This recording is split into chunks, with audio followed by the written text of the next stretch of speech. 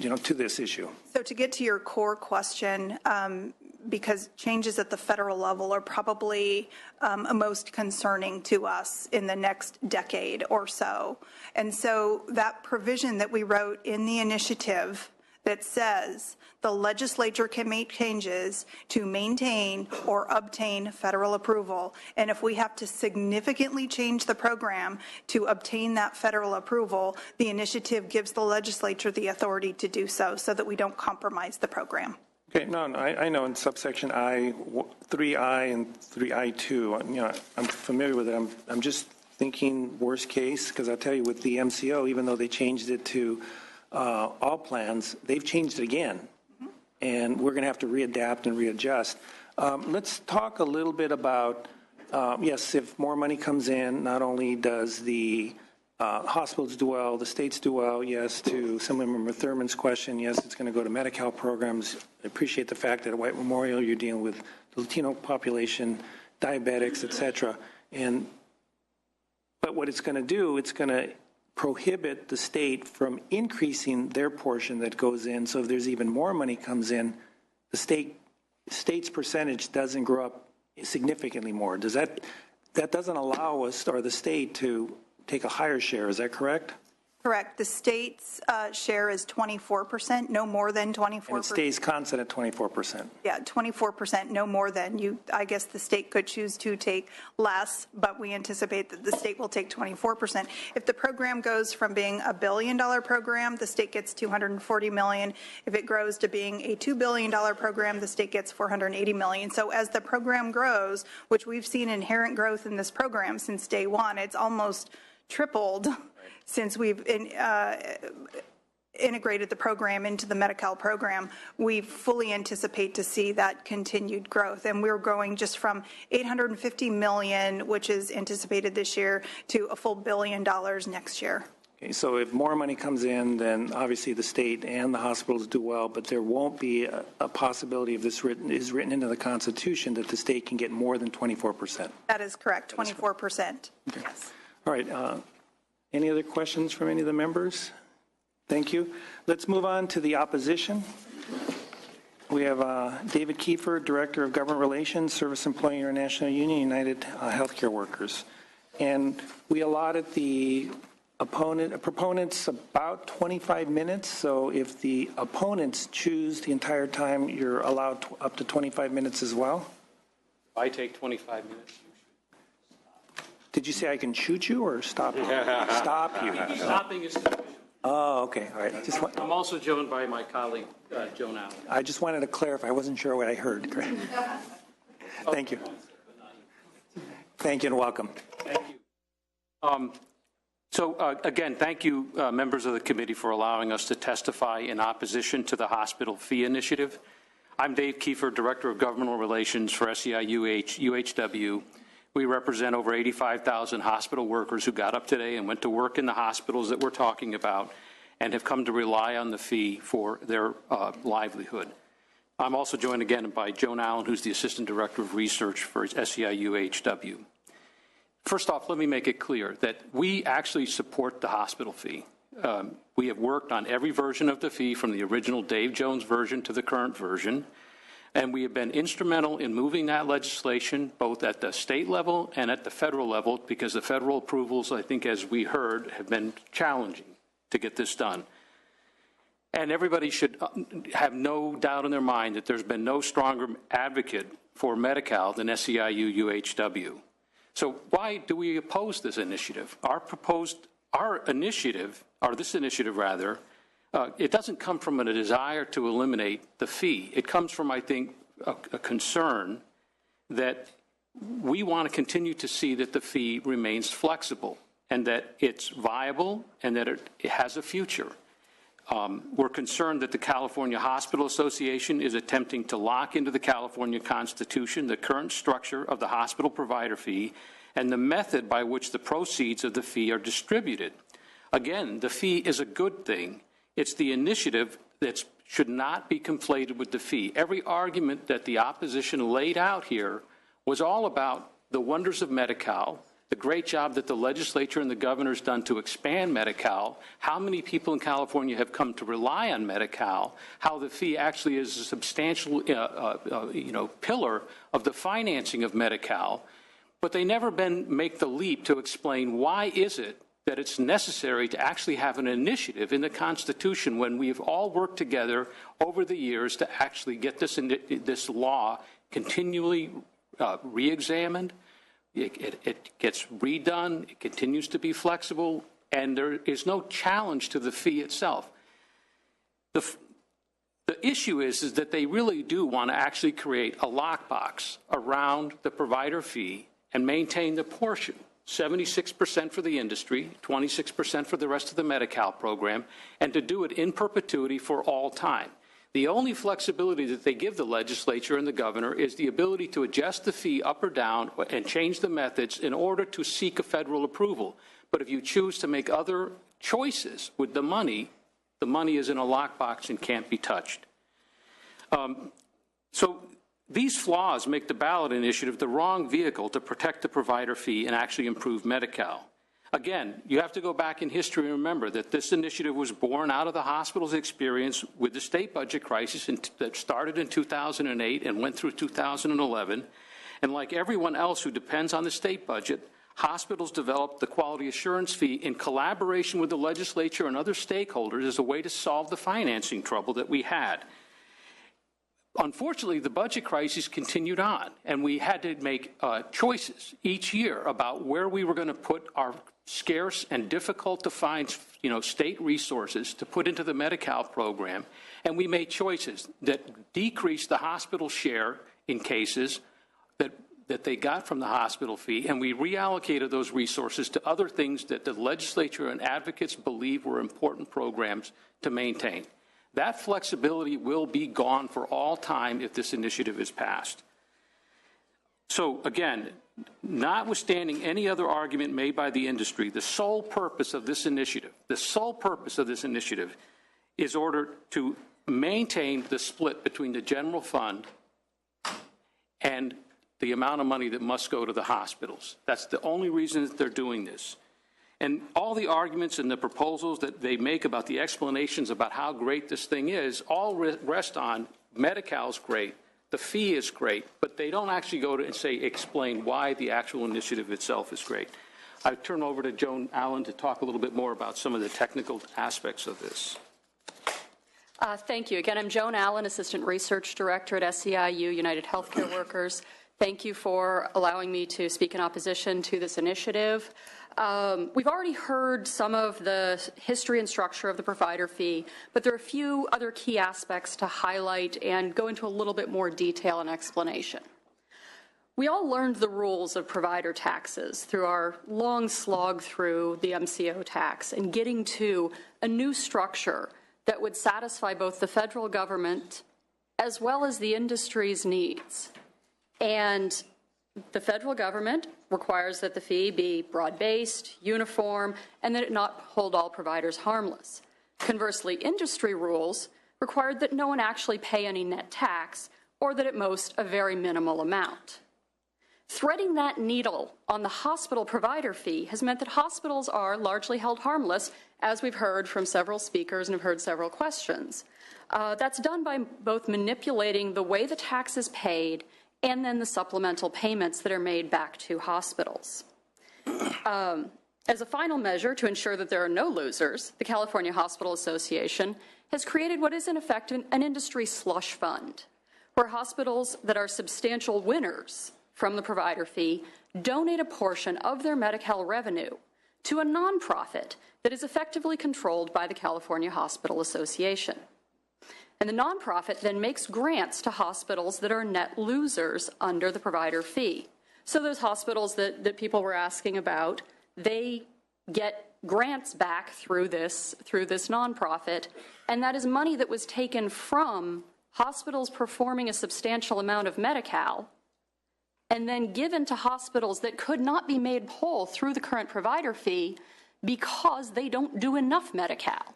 So we are taking money from hospitals that do more Medi-Cal and on balance passing it to hospitals that do less. And that is how the current provider fee minimizes the number of net losers.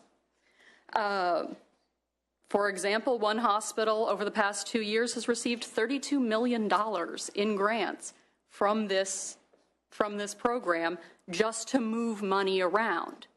And this is not a secret. This appears widely in hospitals' financial disclosure reports, and they are very explicit that this is money meant to make them whole for their losses on the quality assurance fee. The manipulation of the tax rates used for supplemental payments has led to some very odd results that appear to run counter to the federal government's intent for Medicaid supplemental programs. Many of the largest and most profitable hospitals in the state pay much lower tax rates than hospitals that provide more Medi-Cal and smaller hospitals.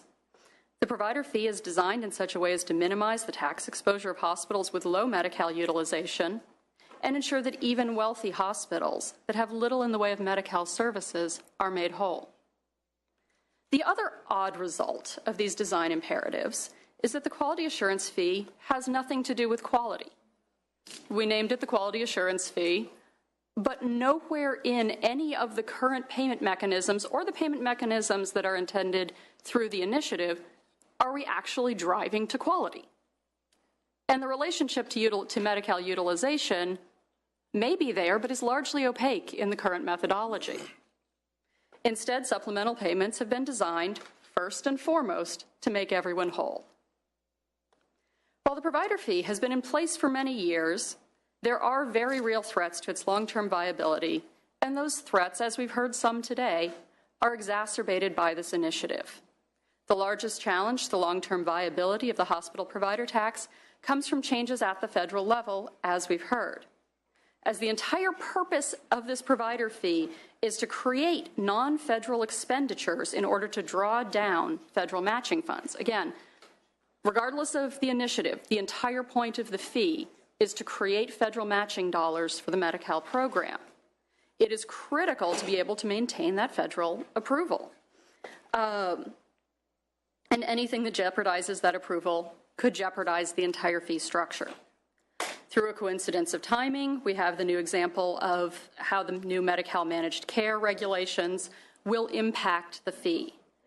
And as you could tell from the other speakers, both from the LAO, the department, the proponents, everyone's still sorting through.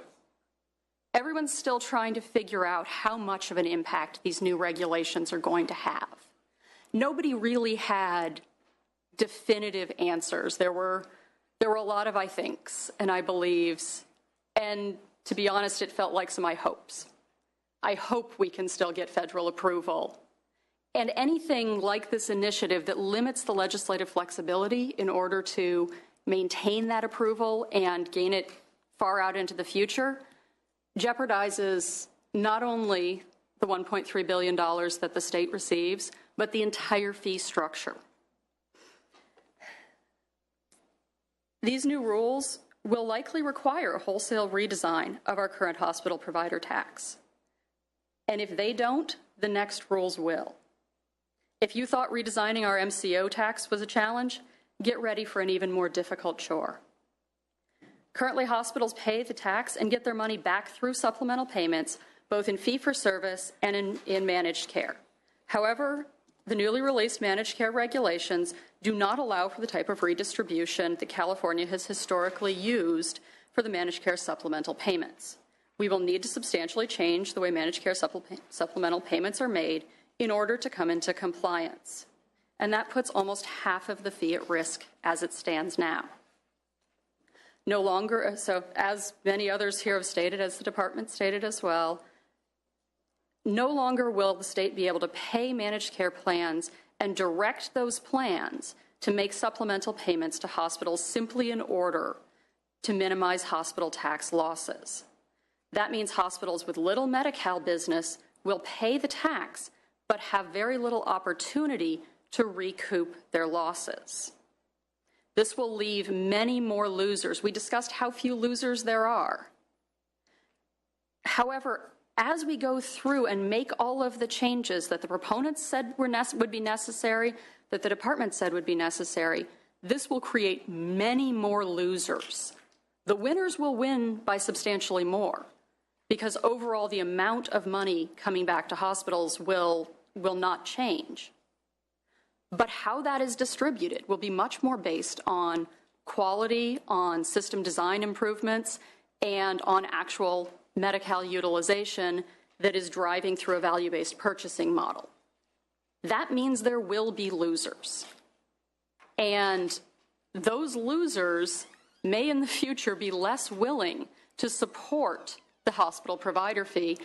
In fact, it would not surprise me if some of those hospitals are currently looking at their own numbers and starting to look at whether or not they actually support the provider fee. Some of those hospitals that right now are made whole through all of the tricks and mechanisms that now are looking to lose tens, maybe hundreds of millions of dollars per year, may be questioning whether this initiative still makes sense. The new managed care regulations are only one example of how federal changes in Medicaid could force this redesign.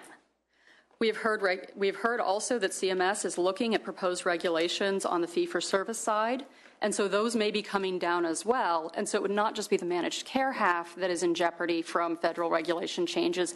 It may also be the fee-for-service side as well. One thing I would like to note, we agree pretty substantially with all of the proponent speakers in terms of the importance of this fee.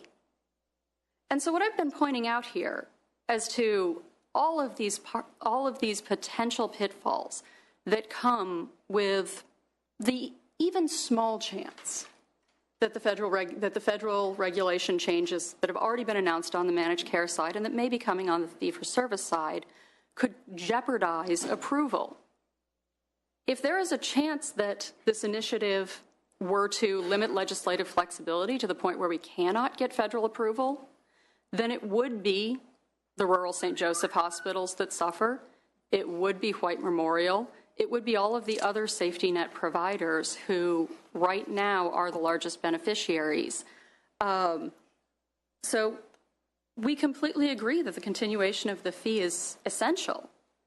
We just disagree that this initiative is the way to ensure that the fee continues. Unfortunately, the proposed ballot initiative will be a major roadblock in making any necessary modifications because it raises that threshold to making changes, even if those changes are essential in order to gain federal approval. We support reforming the provider fee to reward providers who disproportionately care for Medi-Cal beneficiaries. But the hospital initiative, by setting that two-thirds requirement, a two-thirds vote threshold to modify the fee, even if such modifications are necessary for federal approval, creates a new barrier. If the initiative passes, the tax will continue to be collected under its current rules unless modified. In theory, the fee could be redesigned to conform with federal rules without even being a tax vote.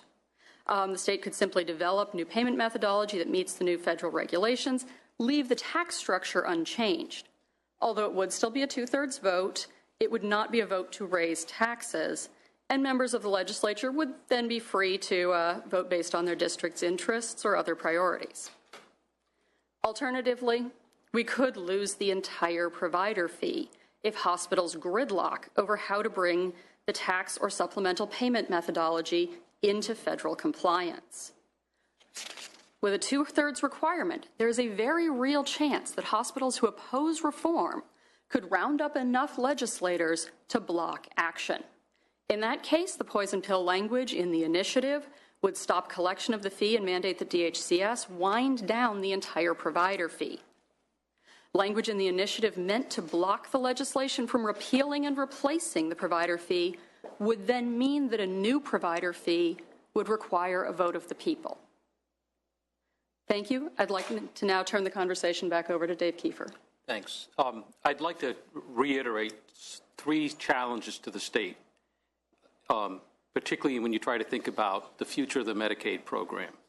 The first one is we have a set of current issues, which is we all understand that Medi-Cal is underfunded. we, more than anybody else, have made this case over and over again that we're dead last in the country in terms of funding Medi-Cal. But not all parts of the Medi-Cal system are equally in deficit.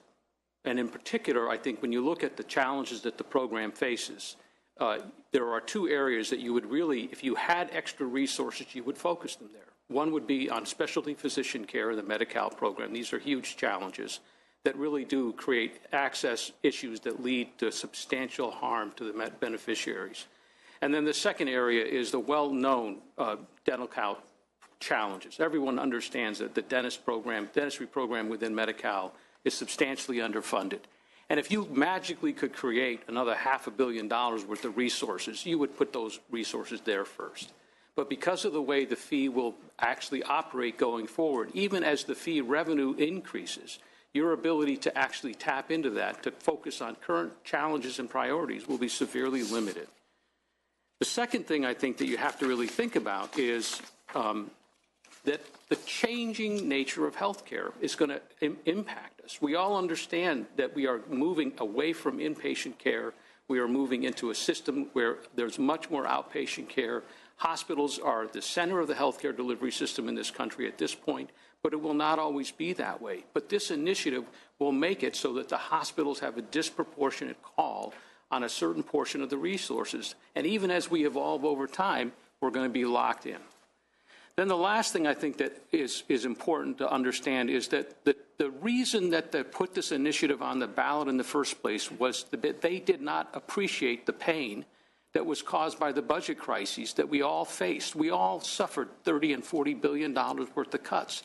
People made hard choices. Terrible things had to be done in order to maintain the fiscal integrity of the state. We all participated in that one way or the other.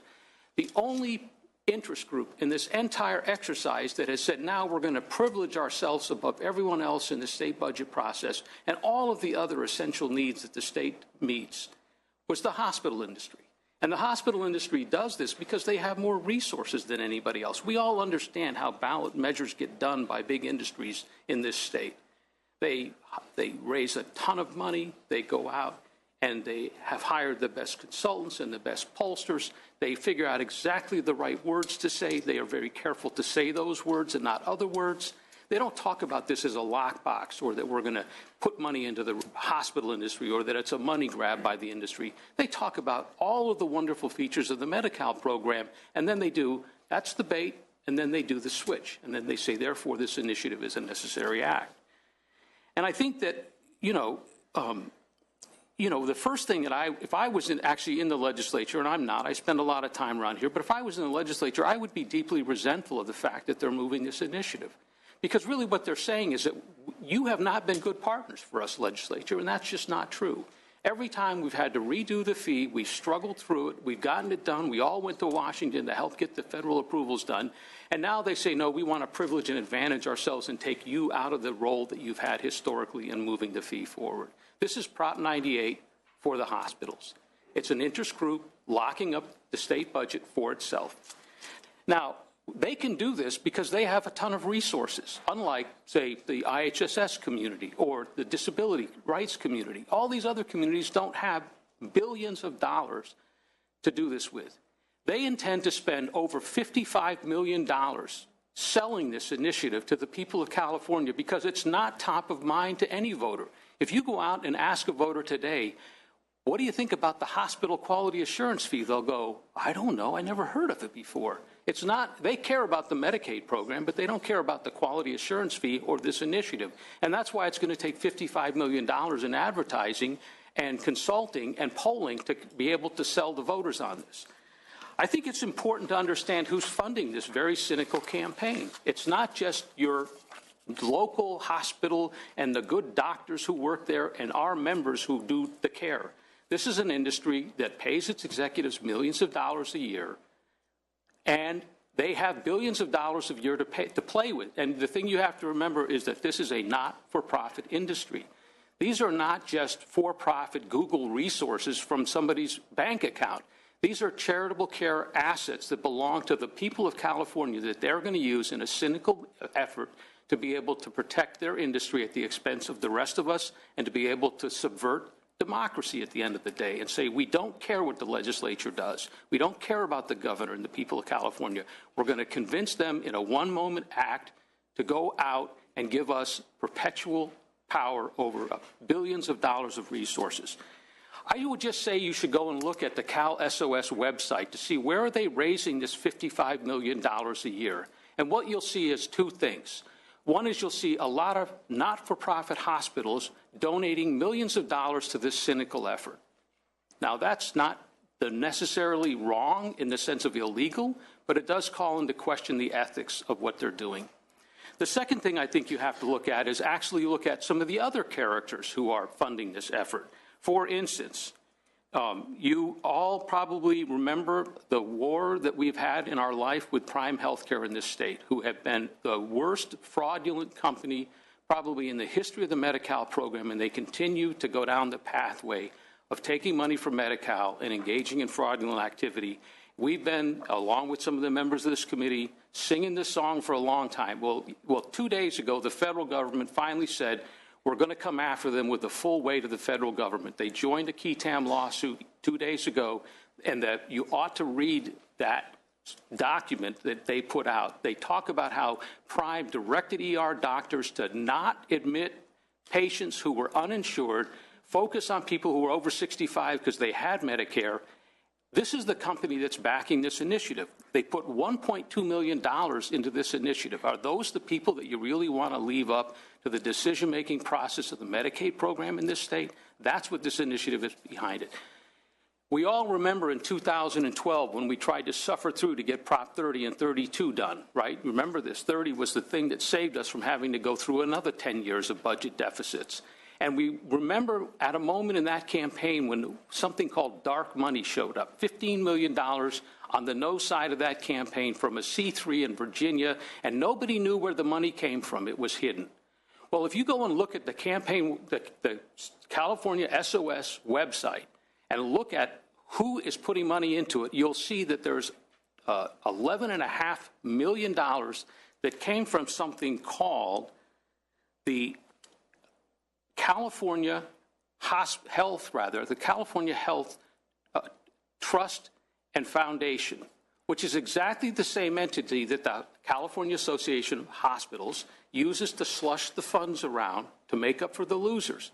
This dark money, $11.5 million, we don't know where it came from. We don't know if it came from a Hong Kong bank. We don't know if it came from somebody who was convicted of fraud. We don't know where it's undisclosed money from a C3 that has gone into this campaign in a cynical effort to convince the voters of the state of California that what is really just a money grab by the hospital industry is good public policy.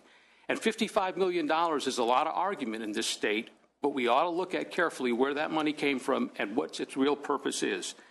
This is why we're opposed to this initiative. We're not opposed to the fee. We're not opposed to increasing funding for Medi-Cal. We're opposed to this particular attempt by one interest group within the context of the Medi-Cal program to privilege themselves over everyone else because they have the money to do it. Thank you. Yes. I believe Senator Monty was first, and then we'll go to Senator Nielsen. Question, is that correct? Okay. So Senator Monty and then Senator Nielsen. Yes. Thank you. Senator Nielsen, you want to go first as Vice Chair? Yeah, Mr. Kiefer, you were making a little bit of sense till you got off on your diatribe at the end.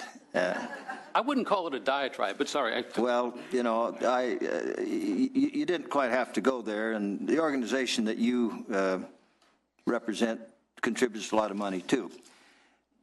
I've represented 19 counties, and I've represented a lot of hospitals of all kinds, some of which are extraordinarily generous in giving free care. One particular that I've been very much a part of. And they don't complain about it, and they don't ask for rewards about it. I've represented hospitals who have had to shut their doors, too. And I don't call these slush funds, I call them foundations. And they're set up to keep the doors open of hospitals. And when the hospitals close, some of the people that work at those hospitals lose their jobs. That ought to be of some concern to you. And you ought to be of some concern to making sure that they do have places to work. And a lot of rural areas, they don't have quick places to go to find another job. So I gauge your criticism, I think, a little bit with that in mind. That's always on my mind. We've just had a recent hospital closure in an area that I represent. It's a very disruptive thing in a small community in a small area. This is a plan, a way where we have been able to salvage and help and keep hospitals open. I think it's a sound one. I may not like all of it, and it is subject to change and adapting based on the federal government's decisions. I think it's flexible enough. So I